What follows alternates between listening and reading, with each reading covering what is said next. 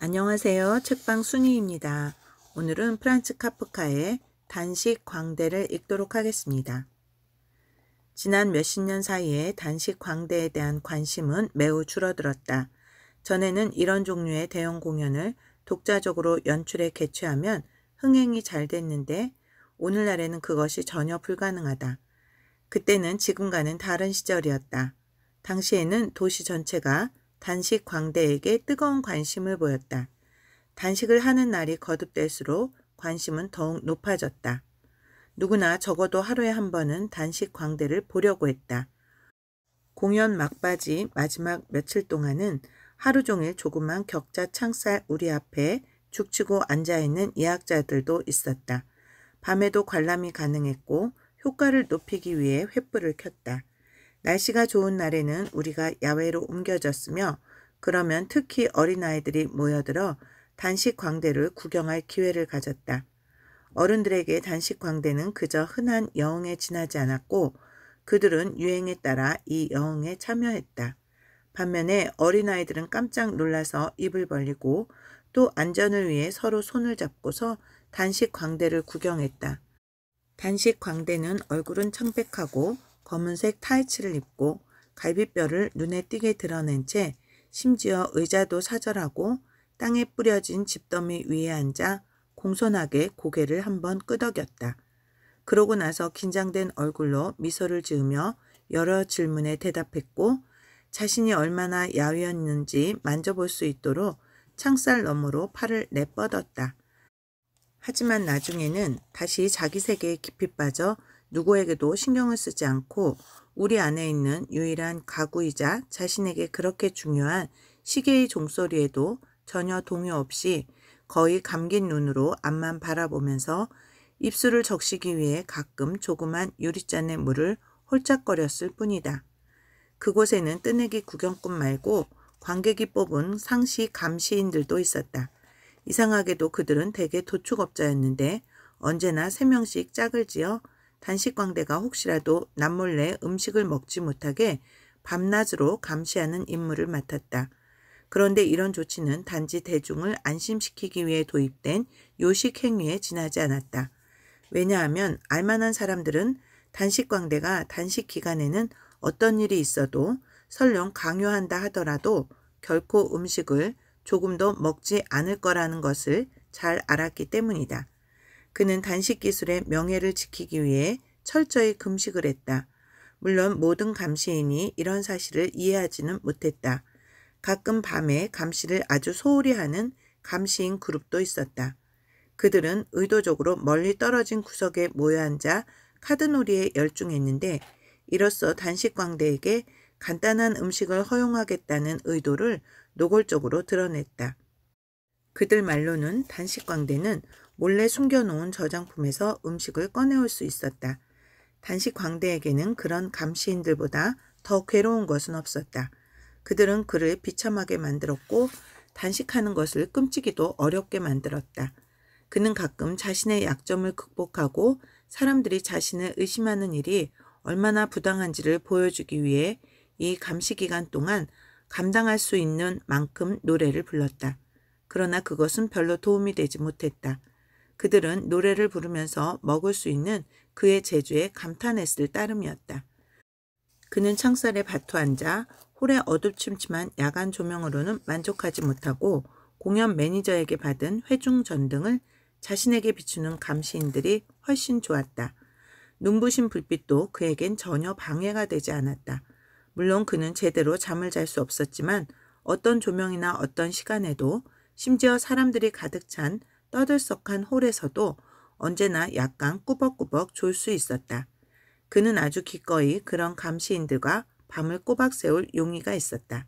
그는 그들과 농담을 주고받고 자신이 방랑 생활을 하면서 겪은 이야기를 들려주며 입장을 바꿔 그들의 이야기를 들어줄 준비도 돼 있었다. 이 모든 것은 오로지 그들을 깨어있게 하고 자신이 우리 안에 먹을 것을 전혀 갖고 있지 않으며 자신이 그들 누구도 할 수 없는 단식을 하고 있다는 사실을 그들에게 계속 보여주기 위함이었다. 그러나 그가 가장 행복한 것은 아침이 찾아오고 자신이 치른 비용으로 감시인들에게 풍성한 아침 식사가 제공됐을 때였다. 감시인들은 피곤하게 불침번을 서고 난 후여서인지 건강한 남자답게 왕성한 식욕으로 아침 식사에 덤벼들었다. 물론 이런 아침 식사가 감시인들을 매수하려는 부당한 시도라고 주장하는 사람들도 있었지만 그런 주장은 너무 지나쳤다. 감시인들에게 오직 대의를 위해서 아침 식사도 제공되지 않는 야간 감시를 떠맡을 의향이 있냐고 물어보면 그들은 얼굴을 찌푸렸다. 그럼에도 감시인들은 의심을 떨쳐버리지 못했다. 물론 이것은 단식과 절대로 떼어놓을 수 없는 의심 중 하나였다. 누구도 단식광대 옆에서 밤낮으로 끊임없이 감시하면서 보낼 수는 없었다. 그러므로 누구도 직접 관찰을 통해 단식이 실제로 중단 없이 실수 없이 이루어지는지 알 수 없었다. 단식광대 자신만이 그것을 알 수 있었고 그래서 그만이 자신의 단식에 완전히 만족한 관객일 수 있었다. 다른 한편 또 다른 이유에서 그는 결코 만족할 수 없었다. 그는 유감스럽게도 많은 사람이 차마 그의 몰골을 볼 수 없어 공연을 멀리할 정도로 앙상하게 말랐는데 그것은 어쩌면 단식 때문이 아니라 단지 자기 자신에 대한 불만 때문이었을 것이다. 다시 말해 단식이 얼마나 쉬운 일인지 아는 사람은 그 자신뿐이었고 다른 알만한 사람들은 이 사실을 알지 못했다. 단식은 세상에서 가장 쉬운 일이었다. 그도 이 사실을 숨기지 않았다.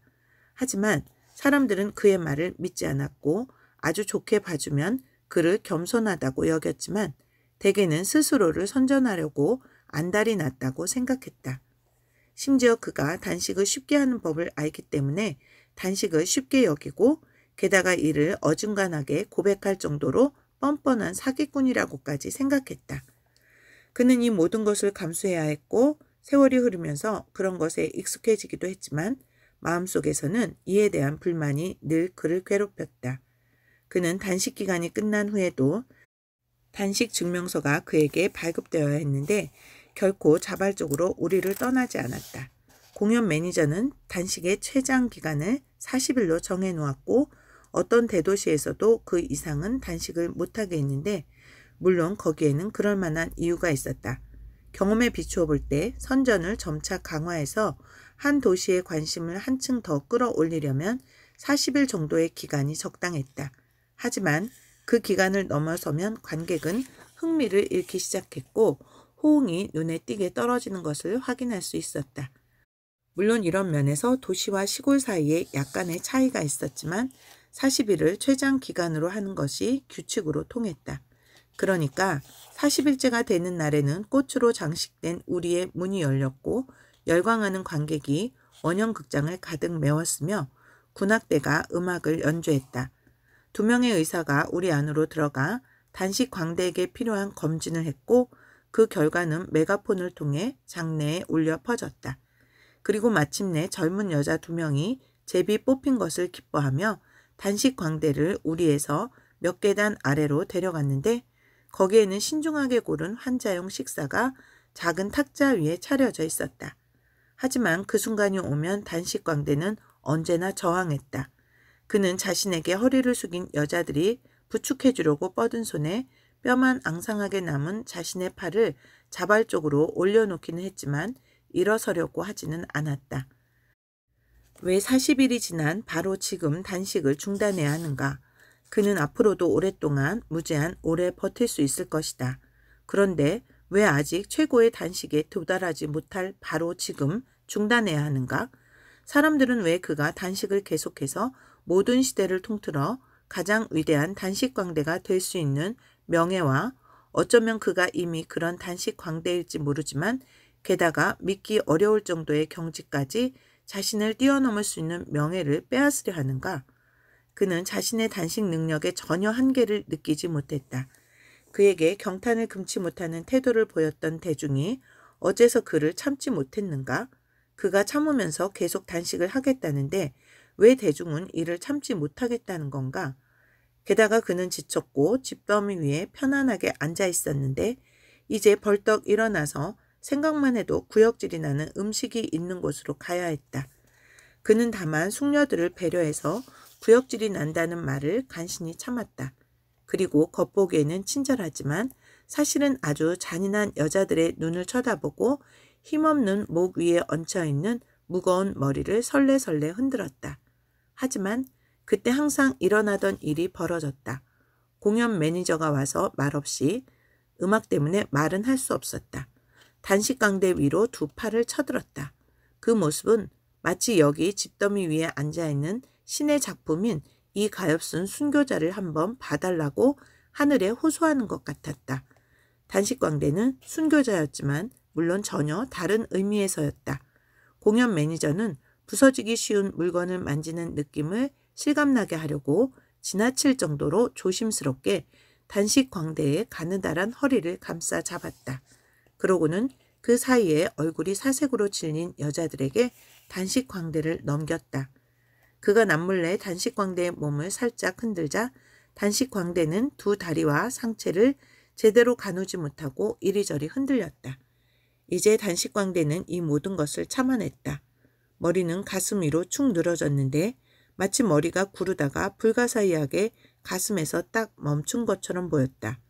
그의 몸은 속이 텅 비었다. 두 다리는 자기 보존 충동에 따라 무릎에 꼭 붙였지만 발로는 땅바닥을 긁었다. 꼭 진짜 땅바닥이 아니어서 진짜 땅바닥을 찾는 듯한 모양새였다. 그리고 단식 광대의 아주 가벼운 몸무게가 모두 한 여자에게 쏠렸는데 그녀는 숨을 헐떡이고 도움을 구하면서 그녀는 이 명예로운 임무가 이런 것이라고는 미처 생각하지 못했다. 적어도 단식 광대와 얼굴이 닿지 않으려고 우선 목을 최대한 길게 뺐다. 하지만 그녀가 바라던 대로 되지 않았고 그나마 운이 좋은 그녀의 친구는 그녀를 도와주러 오지 않았다. 친구는 부들부들 떨면서 뼈를 묶은 작은 다발 같은 단식 광대의 손을 앞에 받쳐들고 가는 것에 만족했기 때문에 관객의 열광적인 폭소에 울음을 터뜨렸고 이미 오래전부터 대기하던 사황과 임무를 교대해야 했다. 이윽고 음식이 나왔는데 공연 매니저는 거의 실신 상태로 반쯤 잠든 단식 광대의 입에 음식을 조금 흘려 넣어주면서 관객의 관심을 단식 광대의 몸 상태에서 다른 곳으로 돌리기 위해 유쾌하게 짓거려댔다. 이어서 단식 광대가 공연 매니저에게 속삭였다고 추정되는 축배의 말이 관객에게 전달됐다. 오케스트라는 우렁차게 팡파르를 울려 이 모든 것을 확인해줬고 사람들은 자리를 떠났으며 아무도 자신들이 본 것에 불만을 느낄 권리가 없었고 오직 단식 광대 언제나 그만이 불만을 느꼈다. 그는 규칙적으로 짧은 휴식을 취하며 여러 해를 그렇게 살았다. 그는 허울 좋은 영광 속에서 세상의 존경을 받으며 살았지만 대체로 침울했는데 아무도 그런 기분을 진지하게 받아들여주지 않아서 더욱 침울해졌다. 과연 무엇으로 그를 위로해야 할까? 그가 원하는 것이 또 무엇일까? 한 번은 어떤 선량한 사람이 나타나서 단식 광대를 불쌍히 여기며 그가 슬픈 것은 어쩌면 단식 때문일 거라고 설명해 주려 했다. 그가 오랫동안 단식을 하던 때였는데 단식 광대가 분노로 폭발하는 반응을 보이며 짐승처럼 우리의 창살을 마구 흔들어대기 시작하는 바람에 모두가 깜짝 놀라는 일이 벌어지기도 했다. 하지만 공연 매니저는 이런 사태가 벌어질 때 즐겨 동원하는 처벌 방법을 알았다. 그는 모여있는 관객 앞에서 단식 광대를 용서했으며 배부른 사람은 선뜻 이해되지 않는 단식이 초래한 성마른 성격을 이해하면 단식 광대의 행동이 용서될 수 있다는 점을 인정했다. 이어서 공연 매니저는 이와 관련해 지금 하는 것보다 훨씬 더 오래 단식할 수 있을 거라는 단식 광대의 역시나 이해되지 않는 주장을 언급하고는 이런 주장에 확실히 담겨 있을 비상한 노력과 선한 의지 그리고 위대한 자기 부정을 칭찬했다. 그러더니 동시에 그곳에서 파는 사진들을 제시하며 이런 주장을 아주 간단히 반박하려 했다.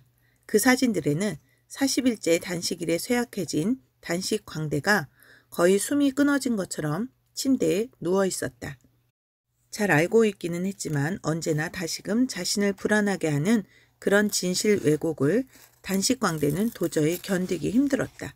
이 사진들에서는 때이른 단식 중단의 결과가 단식 중단의 원인으로 표현돼 있던 것이다. 이런 몰 이해의 세상에 대항해 싸우는 것은 불가능했다. 그는 언제나 선한 믿음을 갖고 창살 옆에서 공연 매니저의 말을 열심히 들었지만 그 사진들이 제시되면 늘 창살을 떠나 한숨을 쉬면서 집더미에 몸을 내던졌다. 그러면 마음이 진정된 관객은 다시 가까이 와서 그를 구경할 수 있었다. 이 장면을 목격한 사람들이 몇 년 후 당시를 돌이켜보면 그런 자신들을 이해할 수 없었다. 왜냐하면 그 사이에 앞서 언급된 급격한 변화가 일어났기 때문이다. 그것은 거의 갑자기 일어났다. 거기에는 보다 깊은 이유들이 있겠지만 과연 누가 이유를 찾겠다고 신경이나 썼겠는가. 여하튼 응석바지가 된 단식광대는 어느 날 자신이 즐거움을 추구하는 대중에게 버림받은 것을 알게 됐다. 대중은 대신 다른 공연들을 보러 몰려갔다.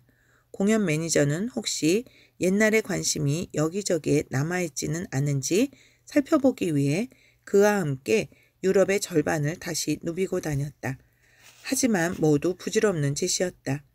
어떤 비밀 합의라도 한 것처럼 어디를 가나 단식쇼에 대한 혐오감이 형성돼 있었다. 물론 실제로 갑자기 이렇게 되었을 리는 없었다. 한때 성공에 도취한 나머지 충분히 주의를 하지 않고 충분히 제어하지 못한 많은 징후가 지금 와서 뒤늦게 떠올랐다. 하지만 무슨 대책을 세우기에는 너무 늦었다. 사실 언젠가는 단식이 다시 인기를 누리는 시절이 올 것은 확실했지만 지금 살아있는 사람들에게는 전혀 위안이 되지 못했다. 그렇다면 이제 단식광대는 무엇을 해야 한단 말인가? 수천 명의 환호를 받았던 그가 소규모 대목장의 가설 무대에 나타날 수도 없고 다른 직업을 잡기에는 너무 늙었을 뿐 아니라 무엇보다 단식에 광신적으로 빠져 있었다. 그래서 그는 둘도 없는 인생의 동반자였던 공연 매니저에게 작별을 고하고 한 대형 서커스단에 고용됐다. 그는 자신의 예민한 감수성이 다칠까봐 계약 조건은 거들떠보지도 않았다. 늘 서로 조정할 수 있고 보충할 수 있는 수많은 사람과 동물, 기구들을 갖춘 대형 서커스단은 누구라도 언제나 사용할 수 있었다. 자기 역할에 맞게 너무 많은 것을 요구하지 않으면 물론 단식광대도 쓸 수 있었다. 게다가 이 특별한 경우에 고용된 것은 단식광대 자신뿐 아니라 그의 옛 명성이기도 했다. 사실 나이가 들어도 줄지 않는 단식 기술의 특성을 고려할 때 더 이상 능력의 절정에 있지 않은 한물간 광대가 한가한 서커스단 자리로 도망치려 한다고는 결코 말할 수 없었다. 이와는 반대로 단식광대는 자신이 예전처럼 단식을 할 수 있다고 확언했는데 그 말은 아주 믿을만했다. 심지어 자신의 뜻대로 하게 내버려 둔다면 이제 정말 세상을 제대로 놀라게 할 것이라고 주장했다. 사람들은 곧바로 그렇게 하겠다고 약속했다. 물론 단식광대의 이런 주장은 그가 흥분해서 쉽게 잊고 있던 시대의 분위기를 감안하면 전문가들에게는 한낱 실소를 자아내게 하는 것이었다. 그러나 사실 단식광대도 현실을 볼 줄 모르는 것은 아니어서 우리 안에 있는 자신이 최고의 레퍼토리로 서커스 원형 공연장의 한가운데 놓이지 않고 바깥 마구간 근처에 특히 상당히 접근하기 쉬운 곳에 놓이게 된 것을 당연하게 받아들였다. 다채롭게 그려진 커다란 현수막이 우리를 둘러쌌고 그곳에서 무엇을 볼 수 있는지를 알려줬다.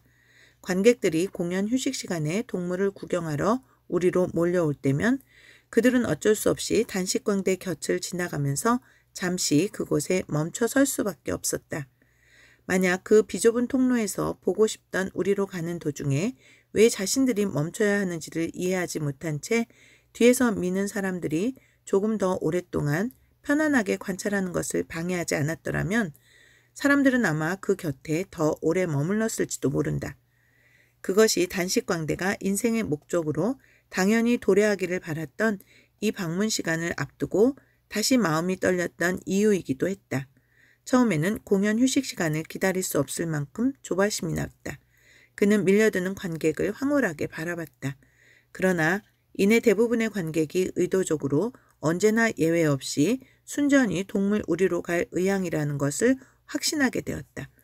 아무리 집요하게 거의 의식적으로 자신을 속이려 해도 경험을 이길 수는 없었다. 이런 모습은 멀리서 볼 때 가장 멋있었다. 왜냐하면 관객이 그가 있는 곳까지 다가오면 끊임없이 새로 만들어지는 패거리의 고함과 욕설이 그의 주변에서 난무했기 때문이다. 패거리 중에는 이해심이 아니라 일시적인 기분과 반항심 때문에 그를 편안하게 구경하려는 무리도 있었지만 그는 곧 이런 사람들이 더 싫어졌다. 우선 단지 동물 우리로 곧장 가고 싶어하는 무리도 있었다. 큰 무리가 지나고 나면 뒤처진 사람들이 왔는데 그들은 물론 그럴 의향만 있다면 방해를 받지 않고 멈춰서서 있을 수도 있었지만 제 시간에 동물들이 있는 곳으로 가기 위해 옆도 보지 않고 성큼성큼 급히 지나갔다. 그리고 그리 자주 찾아오는 행운은 아니지만 아버지가 아이들을 데리고 와서 손가락으로 단식광대를 가리키며 여기서 어떤 일이 벌어지고 있는지를 자세히 설명해주고 단식광대가 이와 비슷하지만 비교할 수 없을 정도로 멋진 공연을 했던 옛날 이야기를 들려줬다. 그러면 아이들은 학교에서도 인생에서도 준비가 덜 되어서 사실 제대로 이해하기는 어려웠지만 도대체 단식이 그들에게 무엇인가? 그들의 탐색하는 눈빛 속에서 새롭게 다가오는 보다 은혜로운 시대에 무엇인가가 내비쳤다. 그럴 때면 가끔 단식광대는 그의 우리가 이렇게 동물 우리 가까이에 있지 않았더라면 모든 것이 좀 더 나았을 거라고 혼잣말을 했다.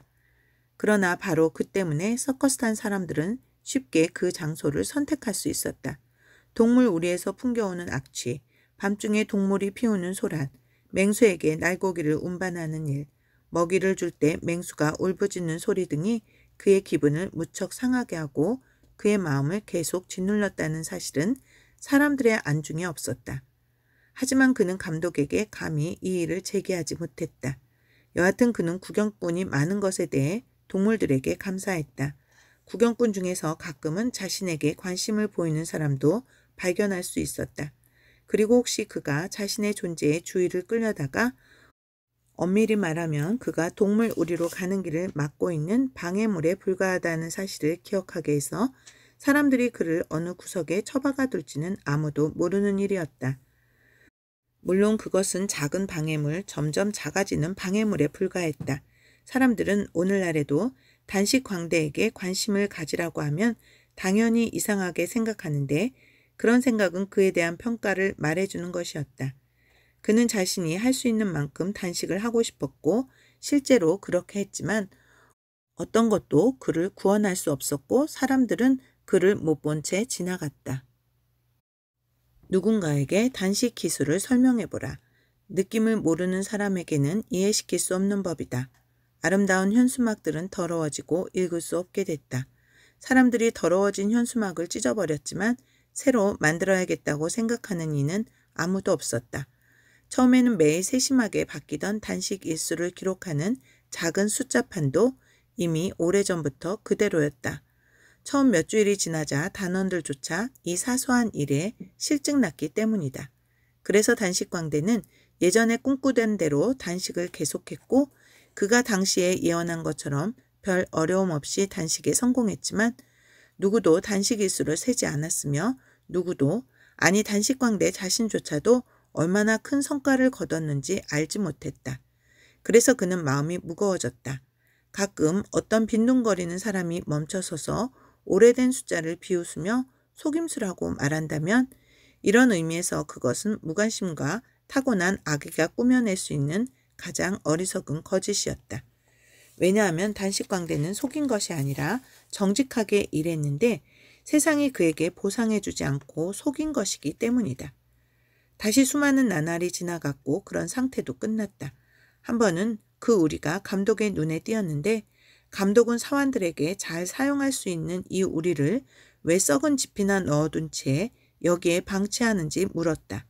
아무도 이유를 몰랐다. 마침내 사원 한 명이 숫자판을 보고는 단식광대를 기억해냈다. 사람들이 막대기로 짚을 헤치고 그 안에서 단식광대를 발견했다. 아직도 단식을 하고 있는 거야? 감독이 물었다. 도대체 언제 끝낼 건가? 여러분 모두 저를 용서해 주세요. 단식광대가 속삭였다. 창셀에 귀를 갖다 댄 감독만이 그의 말을 알아들었다. 물론 우리는 자네를 용서하지. 감독은 이렇게 말하고 손가락을 이마에 갖다 대면서 단식광대의 정신 상태를 직원에게 넌지시 암시했다. 저는 언제나 여러분이 저의 단식에 경탄하기를 바랐습니다. 단식광대가 말했다. 우리야 경탄하고 있지. 감독이 호응하듯이 말했다. 하지만 여러분은 경탄해서는 안 됩니다. 단식광대가 말했다. 그래, 그렇다면 우리는 경탄하지 않겠네. 감독이 말했다. 그런데 왜 우리가 경탄해서는 안 된다는 건가? 저는 달리 어쩔 수 없어서 단식을 해야만 하기 때문입니다. 단식광대가 말했다. 도대체 무슨 말인가? 감독이 물었다. 왜 어쩔 수 없는 건가? 왜냐하면 저는 단식광대는 작은 머리를 약간 위로 들고 어떤 말도 새어나가지 못하게 키스할 때처럼 뾰족하게 내민 입술을 감독의 귀에 바짝 대고 말했다. 왜냐하면 저는 제 입에 맞는 음식을 찾지 못했기 때문입니다. 만약 제가 그런 음식을 찾아냈다면 괜히 소동을 벌이지는 않았을 것이고 당신이나 다른 모든 사람처럼 배불리 먹었을 겁니다. 이것이 그의 마지막 말이었다.